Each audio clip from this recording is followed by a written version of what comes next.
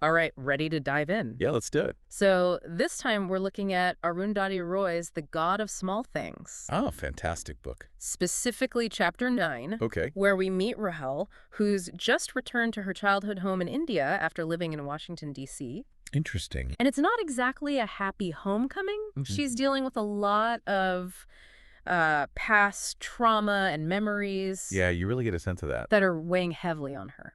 Roy does a great job, I think, with contrasting the kind of mundane routine of Rahel's life in Washington Right. with just how intense her current reality is. It's like she goes from this very structured life to one that's just... Full of these really heavy emotions. Yeah. We get these very vivid descriptions of the bus rides, the street lights. Even the shapes of people's breath on the bulletproof glass. Exactly. It's almost claustrophobic. It's hyper-realistic. Yeah, and it's interesting because those details They almost feel more concrete. than her life in IMNM does. Yeah. It's like she's more of a ghost in her childhood home than she was in that Washington routine. It really points to that sense of displacement. Right. She's physically back in India, but mentally and emotionally. She's still somewhere else. And then on top of all that, she has baby Kachama, her aunt. Yeah, she adds a whole other layer of complexity, Putting all this pressure on her about her future, about her twin brother, Esta. creating this sense of Yeah. incredible internal pressure. It's a pressure cooker. Exactly. Then there's this image of the giant silver bowl on the roof, Oh, yeah, that's a striking image. which, not your typical living space, Definitely not. but I feel like it says so much about Rahel's state of mind. Yeah, like she's looking for an escape, Yeah. even if it means literally living above it all. Yeah, and then Roy brings in these figures of Hulk Hogan and Bam Bam Bigelow. I love that. These wrestlers beamed in from the sky, thick with TV. It's so jarring. What do you make of that? I think it's a really clever way of highlighting how global forces, those images and stories, they're just as present in IMNM. As they are in Washington, Exactly. like competing for space. With her own memories and experiences. Right. I mean, if the silver bowl were occupied, Right. it would disrupt that flow of information, like those, as Roy describes them, designer pectorals Yeah. gliding down from the sky. It's this symbol of pushing back against what's expected, Yeah. against this influx of the outside world. Exactly. So we have this internal struggle, this sense of being adrift. Lost. And then suddenly we're transported to Rahel's childhood. Through these toads she's observing by the pond. Right, yeah. And this is where we see the power of stories really come into play. How so? Well, we have this wonderful scene of Rahel, Esta, and their cousin Sophie Mole playing dress-up in Saris. Oh, yeah. And they're not just kids playing house. Right. They're specifically taking on these Mrs. roles. Which is Pillai. Mrs. Eapen. Mrs. Rajagopalan. It's fascinating. Yeah. It makes you think about how even in play they're enacting. Right. These societal roles. Yeah, these expectations There's a sweetness to it, but also a hint of something lost. childhood slipping away. Yeah, exactly. Then, still in costume, they go to visit Velutha, the carpenter. Oh, yeah. And he just plays along beautifully, calls them Kochama, offers them refreshment. It fully inhabits their world. He does. And it's more than just indulging them. Yeah. It's about acknowledging, respecting the power of their imagination. And that makes everything that happens later so much more. Heartbreaking. Yeah, knowing how fragile those stories are. How easily they could be shattered. Especially when you consider that little detail of Velutha letting them paint his nails red, With their mother Amu's discarded nail polish. which later becomes this really loaded image. Yeah, when the police mock those painted nails. Turning this playful act into something shameful. Foreshadowing what Roy calls the terror This traumatic event. that hangs over everything. Right, and we never get the full picture in this excerpt. No, but These glimpses. these unsettling hints Yeah, into the darkness. that's left its mark on Rahel and Esta. Yeah. They're described as trapped in this recondite play. Burdened by a sorrow that doesn't even feel like their own. Yeah. It's such a powerful exploration of how trauma works. Isn't it? That they're carrying this weight. But without the framework to even understand it, Yeah. let alone process it. And Roy really emphasized... The anger isn't even an option. Right. There's no clear victim-perpetrator dynamic to grasp onto. It's like this... Spinning in the dark. Abandoned even by Amu. Yeah, their own mother, who seems to have just disappeared. Like they're stuck between this innocence of childhood and these harsh realities. Right, and it's not just personal either, is it? No. There's that undercurrent of... Like the political and social unrest. Roy weaves it all in. Yeah. Like when Rahel mentions the thin people, the famine victims, the refugees. Yeah.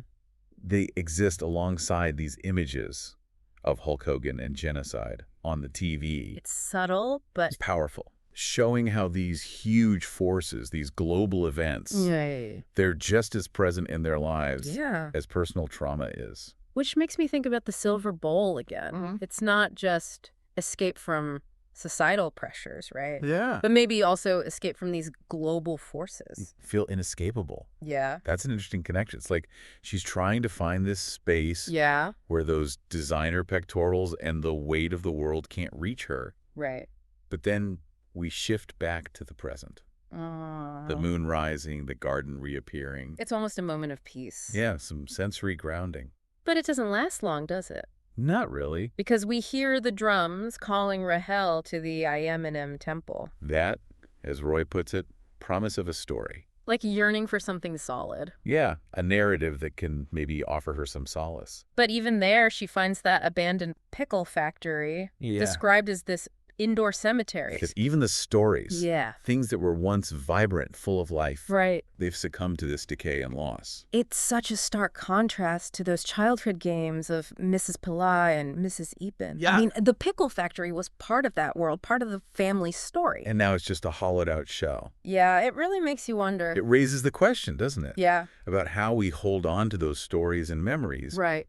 when everything around us keeps changing. And how do we reconcile Yeah. the innocence of childhood with these harsh realities? So they just keep intruding. Especially when those realities involve something like the terror. Right. We don't get the full picture here. But those hints are Unsettling. like that image of sticky other hands. Oh, yeah. It's just so... Visceral. Yeah. Disturbing. It makes you think about... How trauma can linger. Yeah. How it can get embedded in your very being. Even if you don't understand it. And for Rahel and Esta, it's even more complex, isn't it? Right, because they're twins. Their connection is so strong. Yeah. So intertwined. It's almost impossible to separate their experiences. Like they're experiencing this trauma together. Adds another layer of complexity. Yeah, Roy describes them as a pair of actors trapped in a recondite play. Yeah, stumbling through their roles. Without knowing the script. And it makes me think back to that promise of a story that draws Rahel to the temple. Yeah, like she's searching for some narrative to make sense of it all. Some way to frame their experience. To understand it. But then she finds the pickle factory. Right. This reminder that stories can decay too, that they can be corrupted. Just like everything else. Which leads us to that final line. Yeah, it's true. Things can change in a day. It's so simple. But it carries so much weight. What do you make of it? I think it's this reminder of how fragile everything is. Yeah. How quickly life can change. On its axis. Yeah. And it leaves us wondering. What exactly changed for them? Yeah. And how those changes rippled outward. It's like we know something terrible has happened. But we're left to piece together the fragments. Just like Rahel. With her own memories. Makes you question those stories we tell ourselves to Right. try and make sense of things. Especially when those stories get disrupted by something. As profound as the terror, Yeah. it's not just about understanding what happened either, Yeah. right? It's about dealing with the fallout, The emotional fallout. that sense of displacement that Rahel feels, The difficulty of processing it all. the fact that she doesn't feel anger. All of it points to just how complex healing is. It's like they're caught in this in-between space. Between childhood and adulthood. Yeah, between innocence And experience. and those stories they used to rely on. The games, the roles they inhabited. Yeah. They just don't fit anymore. And the adults around them aren't helping. Not really. Like baby Kochama and her societal pressures. Right. And then Amu Abandoning them. attributing to that feeling of being unmoored. yeah. Like not having a solid foundation. Which makes that yearning for a story, Even more poignant. doesn't it? Like she's desperate for something. Anything. Yeah, that can give her some stability. Some way to understand. But then she finds the pickle factory. Which reminds us that stories can crumble too. Right. That even familiar story. Can be corrupted. Just like everything else. And that line, things can change in a day. Oh, man. And it takes a on. whole new meaning. Right. It's not just about the suddenness of it all. It's about the lasting impact, How a single moment can completely change. the course of your life. It makes you think about the choices we make, Yeah. the things we do and say. And how they can have consequences we never even imagined. And for Rahel and Esta, It feels like... they're still dealing with the consequences Yeah. of choices that weren't even theirs to make. I have to say, this deep dive has really made me appreciate, Roy's writing. the depth and the complexity. It's so much more than just a story. Right. It's an exploration of memory, trauma, family, The ways our lives are shaped by all these forces. Both personal and political. It's a story that stays with you It really does. long after you finish reading it, And it raises so many questions. about how we make sense of the past. How we navigate these complexities of healing and memory Yeah. And what stories we tell ourselves and make sense of it all. to understand the world around us. Such important questions, and I hope you'll continue exploring the God of small things, Yeah, I encourage all our listeners. to dive in and discover more. There's so much to unpack. So many layers to peel back. Pay attention to the details, Yeah, the nuances of Roy's language to those images she uses. that convey these really complex emotions And let the story resonate with your own experience. your own understanding of the world. Yeah. Until next time. Keep diving deep.